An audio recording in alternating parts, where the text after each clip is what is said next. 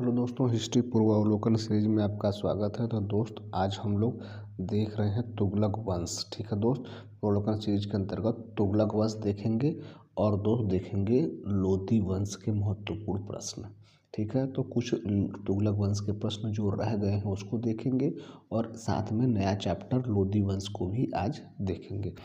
तो पहला प्रश्न क्या है दोस्त, 31 नंबर क्वेश्चन क्या है दोस्त, दिल्ली के किस सुल्तान ने इस उद्देश्य से एक अनुवाद विभाग की स्थापना की कि उसे दोनों संप्रदायों के लोगों में एक दूसरे के विचारों की समझ बेहतर हो सकेगा? तो यह है option number B, Firoz Shah Tughlaq ने किया था। दोस्त किसने किया है भैया? Firoz Shah Tughlaq. Option number B सही होगा। अगला क्वेश्चन देखते हैं दोस्त, क्वेश्चन नंबर 32, राज्य के खर्च पर हज की व्यवस्था करने वाला पहला भारतीय शासक था दोस्त, तो वो था भैया फिरोज शाह तुगलक। कौन था भैया? Firoz Shah Tughlaq. Option number B सही है। अगला question, question number 33, Firoz Tughlaq द्वारा स्थापित दार उल सफा क्या था? तो यह है एक खैराती अस्पताल। क्या है दोस्त? एक खैराती अस्पताल। ऑप्शन नंबर बी सही होगा। दिल्ली सल्तनत के तुगलक राजवंश का अंतिम शासक निम्नलिखित में से कौन था दोस्त? तो ये है नासिर उद दिन महमूद। ऑप्शन नंबर सी सही होगा। ऑप्शन नंबर सी सही होगा। अगला क्वेश्चन देखते हैं तो क्वेश्चन नंबर 35 क्या है मित्र, तैमूर ने किसके शासनकाल में भारत पर आक्रमण किया दोस्त? तो तैमूर ने भारत पर आक्रमण नासिरुद्दीन महमूद के शासनकाल में किया था। किसके ऊपर? नासिरुद्दीन। इसमें कोई ऑप्शन है नहीं। किसके शासनकाल में किया था? नासिरुद्दीन महमूद के शासनकाल में आक्रमण किया था। अगला क्वेश्चन देखते हैं दोस्त, क्वेश्चन नंबर 36 क्या है, तैमूर लंग ने कब आक्रमण किया था दोस्त? तैमूर लंग ने किस वर्ष भारत पर आक्रमण किया था? तो 1398 ईस्वी में आक्रमण किया था। ऑप्शन नंबर बी सही होगा। क्वेश्चन नंबर 37 देखते हैं दोस्त, क्वेश्चन नंबर 37 क्या है मित्र, तैमूर के आक्रमण के बाद भारत में किस वंश की राज्य स्थापित हुआ दोस्त? तो ये है सैयद वंश का। किसका भैया? सैयद वंश की स्थापना हुई। ऑप्शन नंबर, क्वेश्चन नंबर 38 देखते हैं दोस्त, क्वेश्चन नंबर 38 क्या है मित्र, निम्न कौन के कालक्रम अनुसार क्रमबद्ध कीजिए दोस्त? तो ये है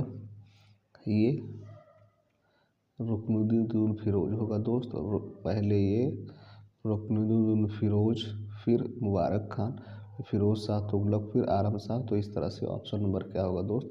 सी सही होगा। ऑप्शन नंबर क्या होगा दोस्त? सी सही होगा। ठीक है, तो ये 8 क्वेश्चन जो बचे हुए थे तुगलक वंश के दोस्त। तो अब आइए हम लोग कुछ थियोरी पढ़ लेते हैं। किसके दोस्त?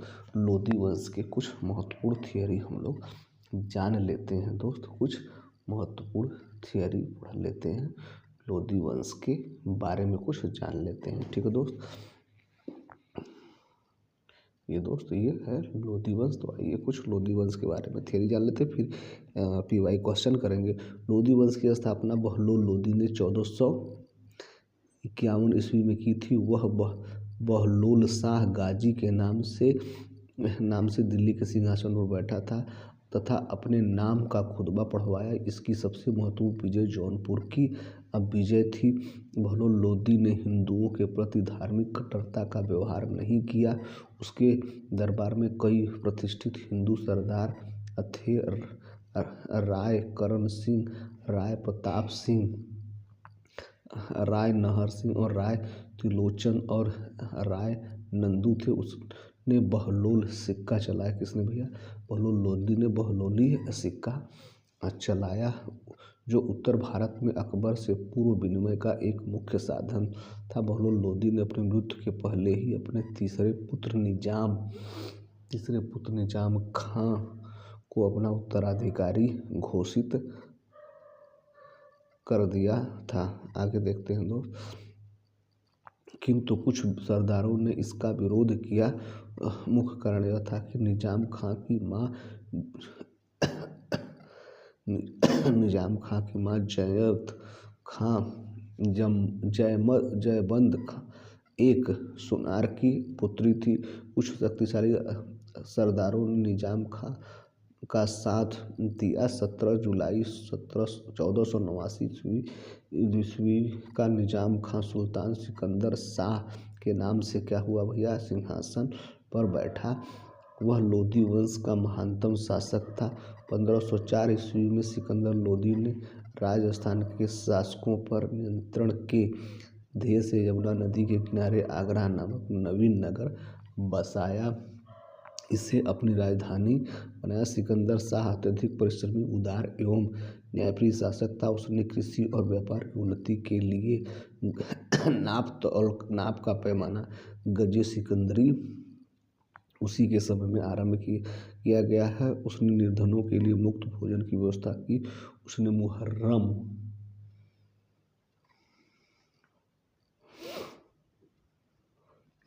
मुफ्त भोजन की व्यवस्था किया था। तो उसने मुहर्रम में ताजिए निकालना बंद कर दिया।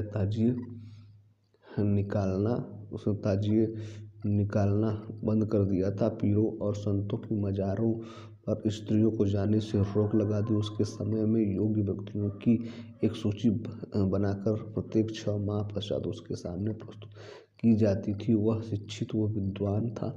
उसके स्वयं के आदेश से एक आयुर्वेद ग्रंथ फारस के अनुवाद किया गया। इसका नाम फरहंगे सिकंदरी रखा गया। उसके समय में गायन विद्या के एक श्रेष्ठ ग्रंथ की रचना की गई। सिकंदर लोदी शहनाई सुनने का बहुत शौकीन था। गुलरुखी उपनाम से कविताएं लिखता था। सुल्तान सिकंदर ने अनाज से ज़कात कर समाप्त कर दिया था।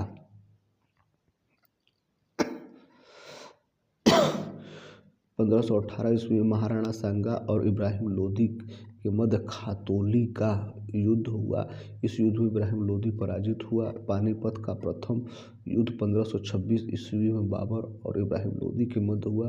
बाबर के योग्य सेनापति, श्रेष्ठ युद्ध नीति और तोपखाने के कारण इब्राहिम लोदी पराजित हुआ और युद्ध स्थल में मारा गया। फरिश्ता के अनुसार वह युद्ध पर्यंत लड़ा और एक सैनिक की भांति मारा गया। नियामत उल्लाह के अनुसार सुल्तान इब्राहिम के अतिरिक्त भारत का अन्य कोई सुल्तान युद्ध स्थल में मारा नहीं गया था। तो ठीक है दोस्त, ये रहा थियरी के महत्वपूर्ण कुछ प्रश्न। अब आइए PY क्वेश्चन कर लेते हैं लोदी वंश से। तो पहला प्रश्न क्या है दोस्त, निम्नलिखित सल्तनत शासकों में से कौन अफगान मूल के थे दोस्त? तो ये थे लोदी अफगान मूल के थे। ऑप्शन नंबर डी सही होगा। अगला क्वेश्चन देखते हैं दोस्त। क्वेश्चन नंबर 2 क्या है मित्र, दिल्ली की राजगद्दी पर अफगान शासकों के शासन का निम्नलिखित में से कौन सा एक सही क्रम है दोस्तों? ये है बहलोल खान लोदी, सिकंदर शाह और Ibrahim Lodi. Option number C सही होगा। अगला क्वेश्चन नंबर 3 देखते हैं दोस्त। दिया गया मानचित्र किस लोदी सुल्तान से संबंधित हो और मानचित्र ए से चिन्हित स्थान किस नगर से निरूपित करता है दोस्त? तो ये बहलोल लोदी के जौनपुर से निरूपित करता है। ऑप्शन नंबर ए सही होगा।